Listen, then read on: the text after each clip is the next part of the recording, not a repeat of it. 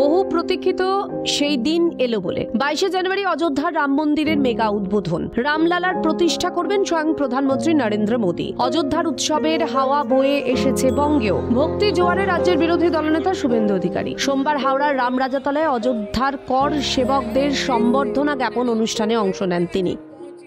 যেখানে যেখানে মঠ মন্দির তারা এই সমস্ত অনুষ্ঠান আয়োজন করছেন, আমরাও সেখানে গিয়ে জনগণকে আবেদন করছি যে আপনারা এগুলো পালন করুন।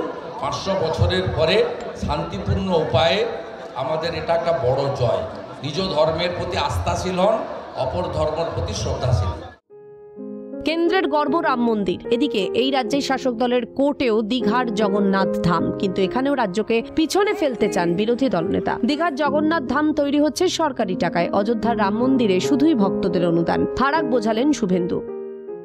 হিন্দুরা অর্থ দিয়েছে, 10 টাকা 50 টাকা বিশ্ব হিন্দু পরিষদ সংগ্রহ করেছে, মন্দির হয়েছে আমাদের অর্থ। আর দীঘাতে যেটা হচ্ছে 180 কোটি টাকা দিয়ে সরকারি টাকায়, তার নাম হচ্ছে জগন্নাথ ধাম কালচারাল সেন্টার।